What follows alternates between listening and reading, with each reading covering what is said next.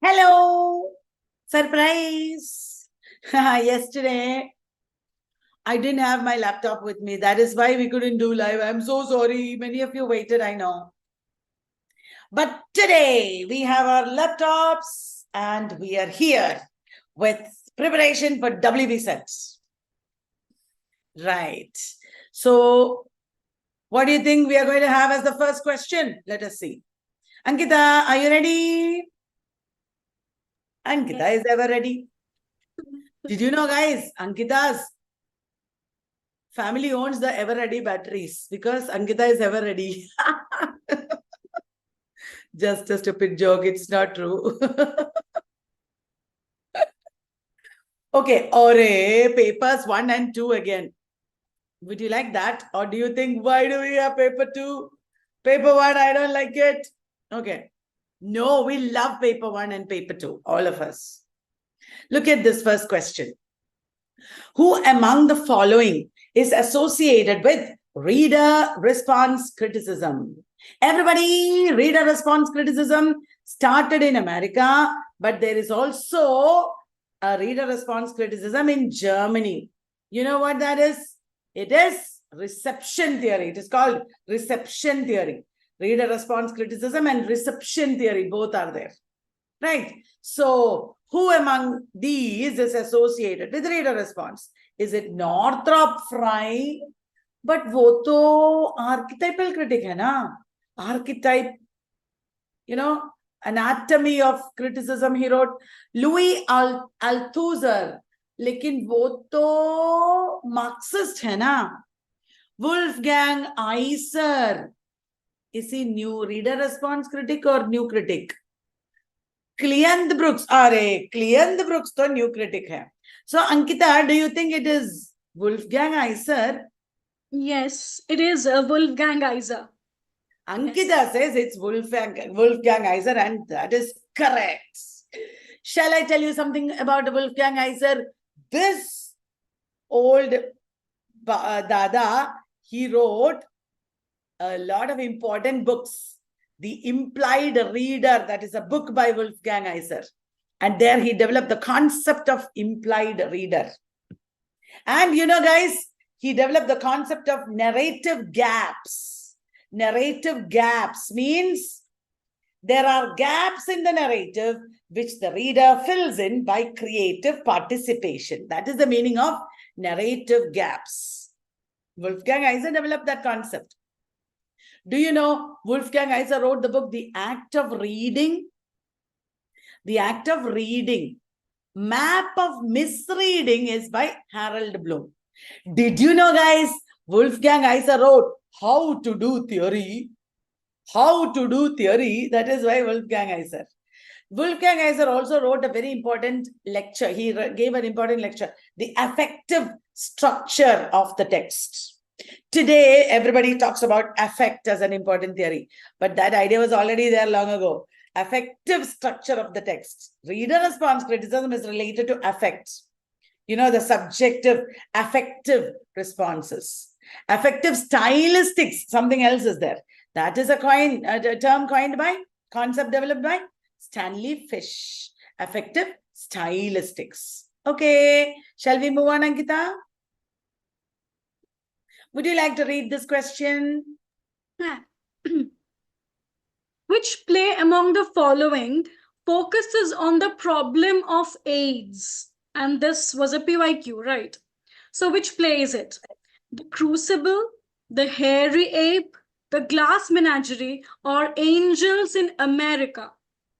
That is a very easy question, Ankita, because of the options. Yeah. The Crucible is set against Salem witch trials. The Hairy Ape is an expressionist play. The Glass Menagerie is set against depression. So it must be Angels in America, right, Ankita? Yes, yes. Do you know who's the author? Tony Kushner. That's right. Angels in America, a gay fantasia on national themes. That is the full title of the play by Tony Kushner, where he discusses the problem of AIDS. He is an LGBTQ writer, and this book is in 2 parts. There are 2 parts in this one play. Did you know that? One is millennium approaches. The other is called perestroika. Millennium approaches and perestroika. These are the two parts of the play. Angels in America, a gay fantasia on national themes. Okay, guys. So that is the answer. Look at the title. Wow. Okay. In which year did Keats write his 6 great odes? There are 6 great odes written by Keats. It was written in his Annus Mirabilis, his wonderful year. Is it 1814, 1819, 1815 or 1820? It is, everybody knows, you two babies, everybody knows, 1819. Ankita, can you tell us the names of the 6 great odes? Yes. Ode to Psyche, Ode to Melancholy, Ode on a Grecian Urn, Ode to Nightingale, then to Autumn. Psyche. Psyche. Huh? Did you say Psyche? Huh. Okay. Right. So 1819 was a year in which Keats wrote all these great odes. Yes. And after that, he could not write it the next year. And the very next year, 1821, he died. Right. Okay. Next question here. Choose the wrongly matched pair. Ankita, please read. Okay.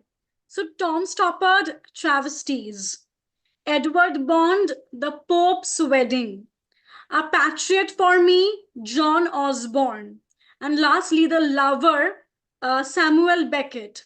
So which dramatist and play is wrongly matched here? Yeah. Ankita, what do you think is the answer? Here, the answer is this last option, The Lover. It's not by Beckett, it's by Harold Pinter. Very good. Very good. So, Tom Stoppard's Travesties. Do you remember, guys? Henrik Carr is going to Zurich and he is meeting Vladimir Lenin, James Joyce, Tristan Zara. Edward Bond's Pope's Wedding is one of his first plays, I think. And A Patriot for Me by John Osborne is a very important play because it led to the Theatres Act of 1968. You know, A Patriot for Me was denied permission for enactment by the Lord Chamberlain's office. And the resultant riot led to the Theatres Act of 1968. Ankita, we should add this in our encyclopedia.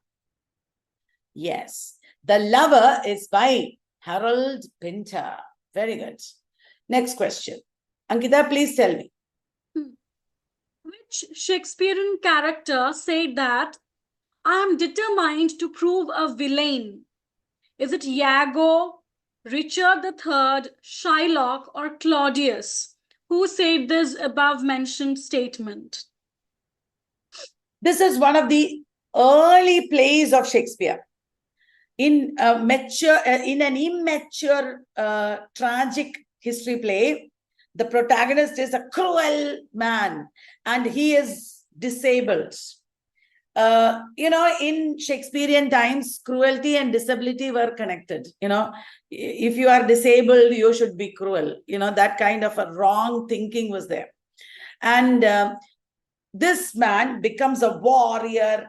Weapons become like his prosthetic limbs, because he has a trouble with his body. He is deformed according to Shakespearean language. And he gives a very famous speech at the beginning, saying, I am not a good lover. I am not good for human company. I cannot do normal things. So I am determined to be a villain. Who said that, Ankita? It is Richard III who said this. That's right. It is Richard III. Very complex character, actually. Remember, Richard III was killed, the historical man. Richard III was killed by Henry Tudor and the Tudor dynasty was established. And do you remember, guys, Richard III was killed in the Battle of Bosworth, but his body was not got. It was missing. And it was recently in the 21st century discovered in a bus stop or something. I have seen it in Westminster Abbey. The body of Richard is kept there. Yeah. Who wrote The Practice of Everyday Life? Is it Michel Foucault? If he had written it, we would have heard, right? Michel de Certeau, Michel Giraud, or Michel Foucault. What is these third and fourth options? Nobody ever heard. Only their parents know who they are, I think. Who are they? I don't know. Michel Foucault is famous. We know he didn't write it. Michel de Certeau is famous. You should know that such a man exists. He's a very famous critic. It is Certeau who wrote The Practice of Everyday Life. Here, Certeau is talking about how mass culture is made local by people. People engage with mass culture, street culture, rituals. For example, we have Diwali, we have Holi. Every one of us will celebrate it in a different way. We have, Ankita is drinking Pepsi, I think. No. Ankita is drinking Pepsi. Let us imagine she is not drinking Pepsi. She is, gale mein problem hai. She is drinking some herbal juice. But Pepsi is a mass culture product. And everybody has a different connection to it. Some people need Pepsi when they watch cricket. Some people need Pepsi when they smoke. Some people will need Pepsi when they eat pizza. Some people will need Pepsi to wash their face. So we have different ways of individualizing mass culture.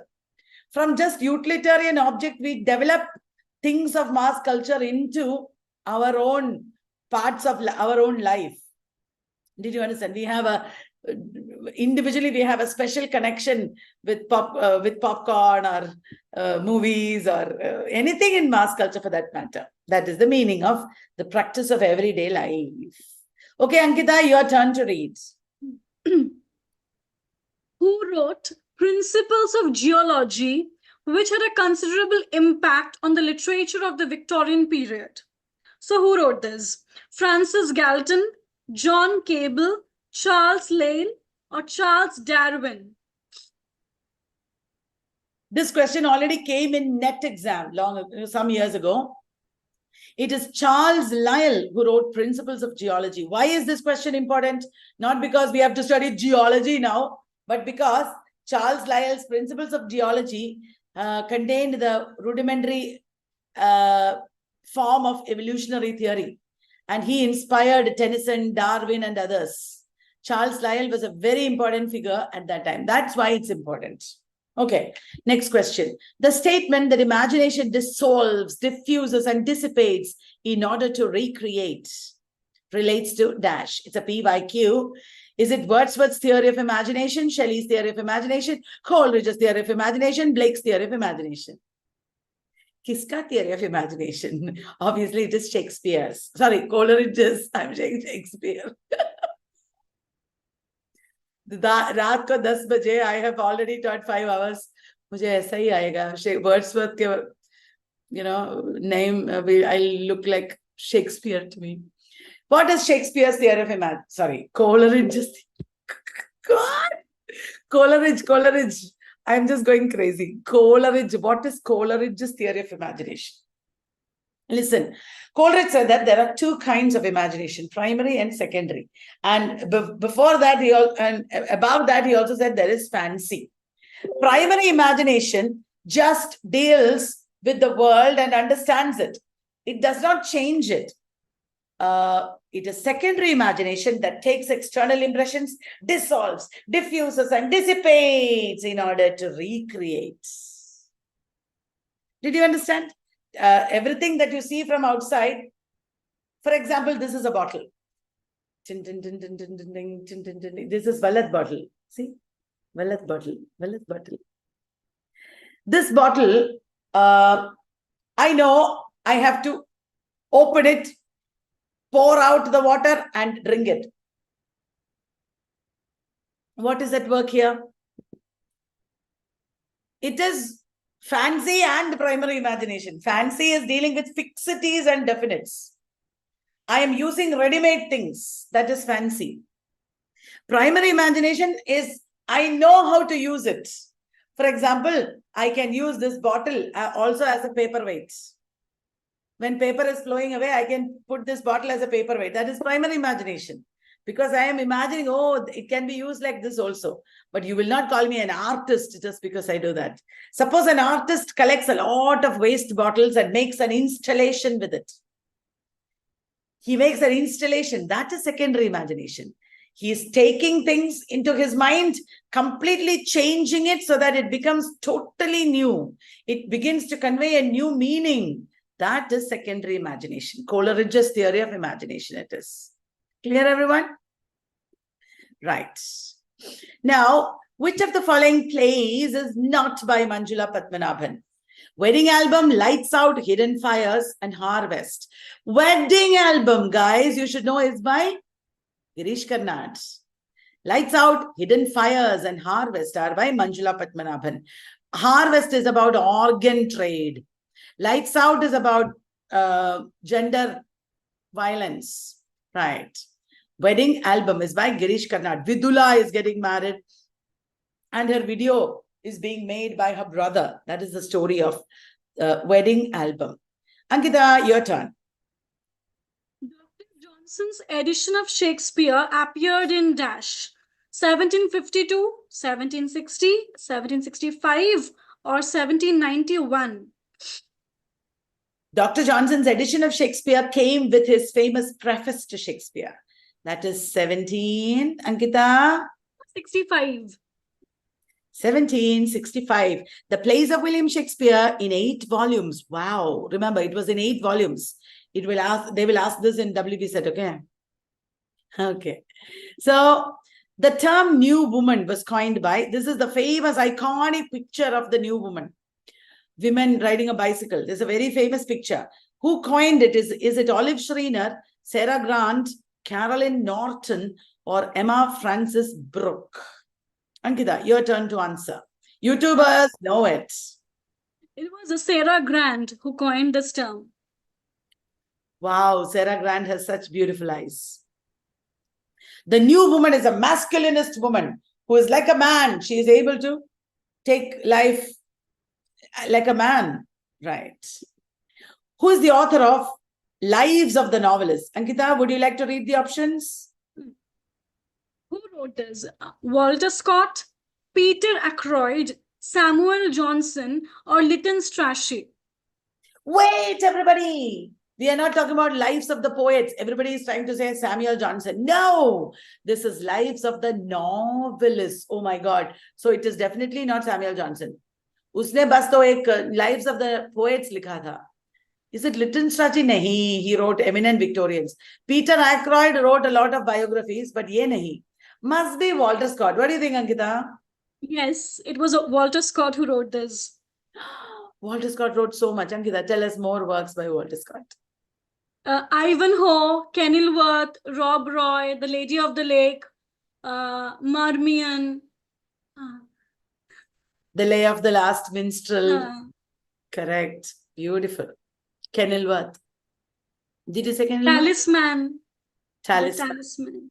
The Talisman is set during the Crusades. Crusades. Okay, the murders in the Rue Morgue. It is the first detective story ever written. The murders in the Rue Morgue. It was written by whom? Ankita, options. Arthur Conan Doyle, Agatha Christie, Edgar Allan Poe, or Gade Maupassant. And what is the answer? Edgar Allan Poe. Everybody knows it. Good. Edgar Allan Poe wrote sensational stories and he created a detective. Here, it is a detective story. What is the name of the detective, Ankita? Auguste C. Dupin. Right. Auguste C. Dupin is correct.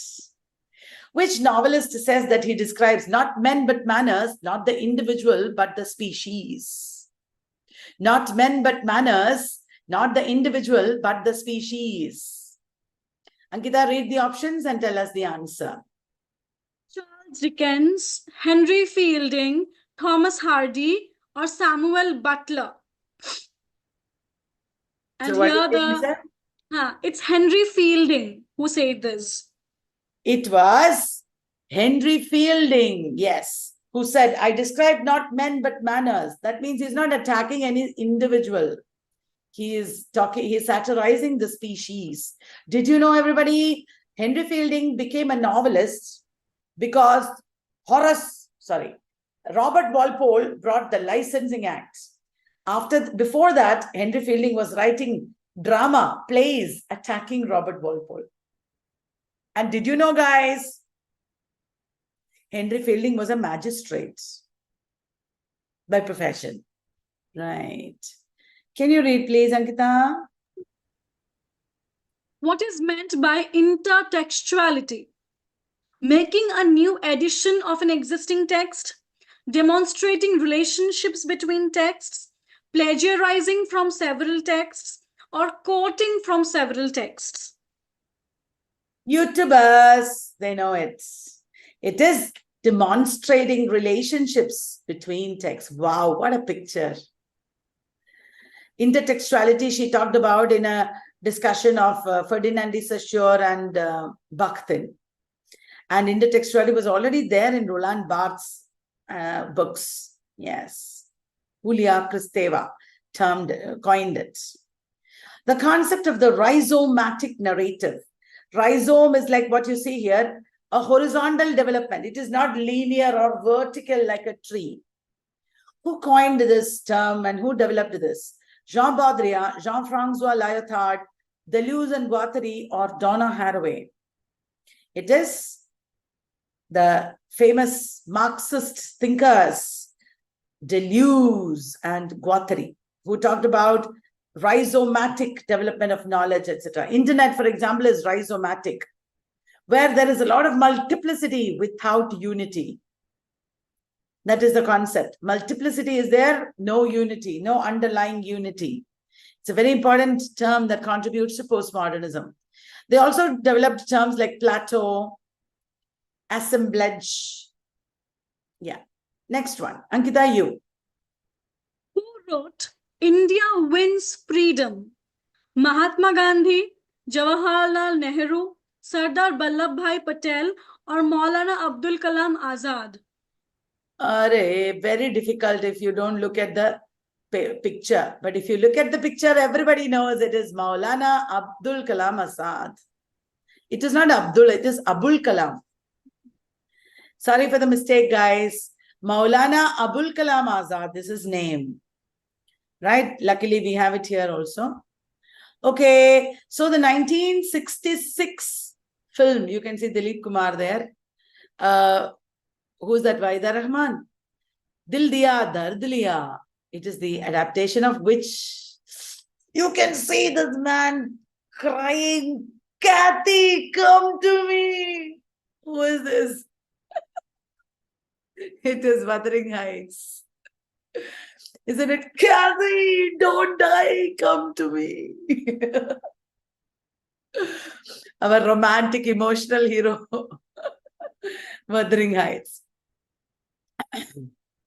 Even if you read the title, you will know it is Wuthering Heights, right? Such a romantic title.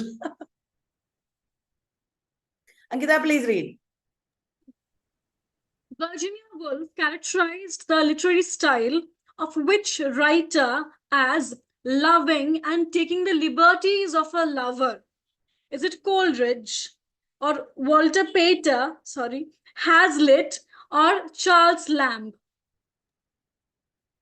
Is it Coleridge, Walter Pater? Oh, Walter Pater and मैं तो school में एक साथ थे, इसलिए I call him Walter. No need of Pater.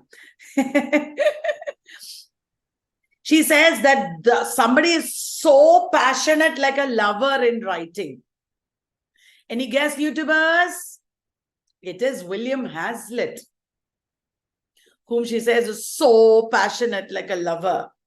Okay. Who is the author of the Indianization of English? He also wrote The Alchemy of English. M.K. Naik, Braj B. Kacharu, R.K. Bansal, K.R. Srinivasa Iyengar. Sorry for the spelling mistake. It is. Everybody knows this also. Braj B. Kacharu, who develop concentric circles. Isn't it, Ankita? Yes. Please read. Which of the following is the cause of extinction of plants and animals in water? Nitrogen depletion, chlorine depletion, oxygen depletion, or ozone depletion? So what do you think it is? It is oxygen depletion. Yeah. Animals are dying in water because of oxygen depletion. Oh, terrible. Gurukul system of education flourished in India. Is it during the Vedic and Upanishadic periods? From the picture, we know what is the answer. We have put pictures like that so that you will remember easily. Is it Mauryan period, Kushana period, or Gupta periods? It is, of course, Vedic and Upanishadic periods. Great.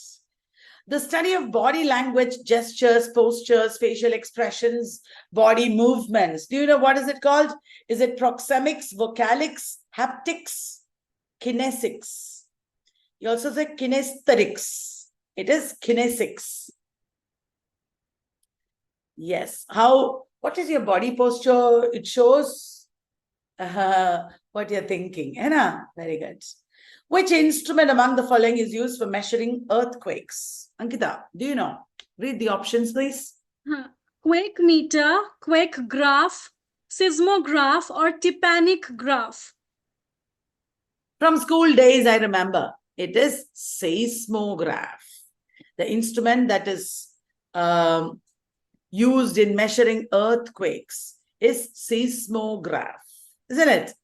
Ankita, this one also, please read. Which of the following is the most appropriate criteria for evaluating the effectiveness of teaching? Learning outcomes, course completion, scope of teaching learning content, or use of teaching aids? Whether a teacher is effectively teaching or not can be judged by which of these?